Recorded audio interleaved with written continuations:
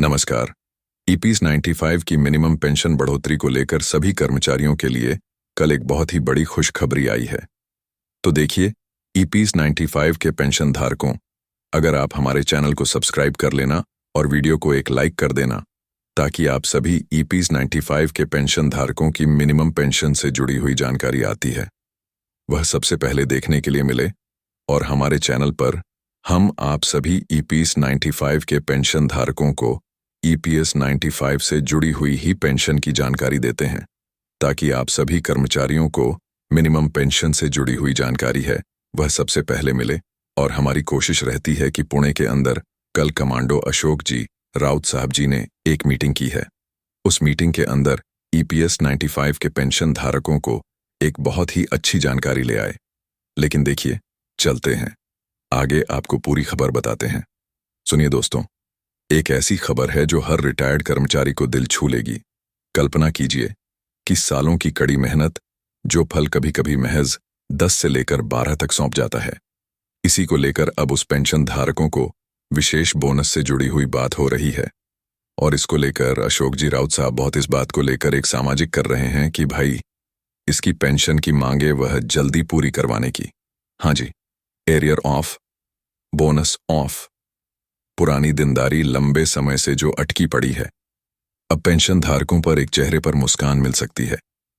लेकिन क्या यह सिर्फ एक मिट्टी बात भी करते हैं? क्या ईपीएस 95 के पेंशन धारकों की पेंशन बढ़ेगी? देखिए, आज हम इस मुद्दे को लेकर गहराई से इस बात को उतरेंगे। आप सभी ईपीएस 95 के पेंशन धारकों से मैं एक और अनुरोध करता हूं कि अगर अशोक जी राउत साहब आपके जगह पर कहीं पर भी मीटिंग करते हैं बड़े बड़े ईपीएस 95 के पेंशन धारकों के साथ, तो आप उस मीटिंग के अंदर जरूर शामिल हो, ताकि एक सभी कर्मचारियों को एक मिनिमम पेंशन से जुड़ी हुई एक जानकारी निकल के आए, ताकि सरकार को पता चले कि ईपीएस 95 के पेंशन धारकों की पेंशन को लेकर क्या है। अब देखिए, इसी के साथ किसान साथियों आगे बात करते हैं। ईपीएस 95 के पेंशन धारकों जो अब सोच रहे हैं कि आखिर में ईपीएस 95 के पेंशन धारकों की पेंशन कब मिलेगी, कितनी मिलेगी, ताकि हम आप सभी कर्मचारियों को मिनिमम पेंशन से जुड़ी हुई जानकारी दे सके। देखिए, यह एक फार्मूला है। जब व्यक्ति 10 से 15 साल मात्र 8,000 या 1 की पेंशन से गुजार रहा है, यह कि उनका योगदान सेवा है कि ईपीएस 95 के पेंशन धारकों की मिनिमम पेंशन को लेकर एक रिपोर्ट तैयार की जा रही है। लेकिन कार्यवाही है कि उस फाइल में वित्त मंत्रालय में जो लंबित मेज पर पड़ी है, क्या आपकी राय है कि यह सरकार अब इसके दौरान क्या ईपीएस 95 की पुकार सही तक पहुंचेगी, निर्णय लेगी कि इस कुर्सी पर कौन बैठेगा और कौन इस एरियर की बोनस की मासिक पेंशन को एक सीधा इस्तीफा नहीं होगा। लेकिन पुरानी पेंशन को लेकर आज हमारे कम से कम 78 लाख पेंशन धारक हैं। जो पेंशन धारक लंबे समय से संघर्ष कर रहे हैं, उन संघर्ष का फायदा आप सभी कर्मचारियों को मिलेगा, लेकिन बहुत जल्दी मिलेगा। ईपीएस 95 के पेंशन को यह भी बताया जा रहा है। लेकिन आप सभी ईपीएस 95 के पेंशन धारदार को कहूंगा, एक और कमेंट फैले डाटा या बोनस को लेकर एक सीधी बड़ी बात चर्चा पे करते हैं। राजनीतिक के सूत्र अनुसार एरियर बोनस का बजट 2026 की घोषणा से पहले लागू नहीं किया जाएगा। वजह है कि सरकार के कदम राजनीतिक प्रभाव पर चलते हैं।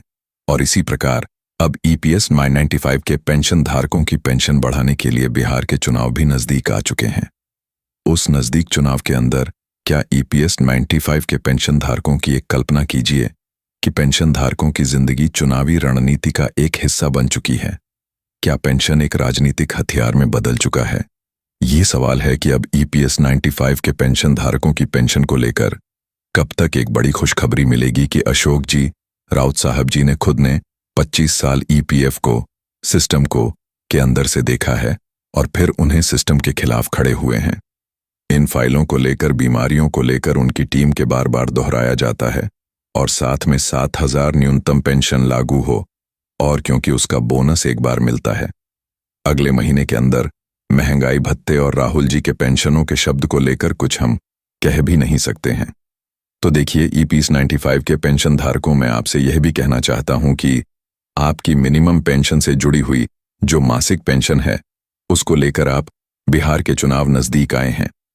उन नजदीक चुनाव को देखते हुए अशोक जी राउत साहब जगह जगह पर आंदोलन करा रहे हैं, बड़ी बड़ी मीटिंग कर रहे हैं और वहां पर अब EPS 95 के पेंशन धारकों को एक एक खुशखबरी देखने के लिए मिल सकती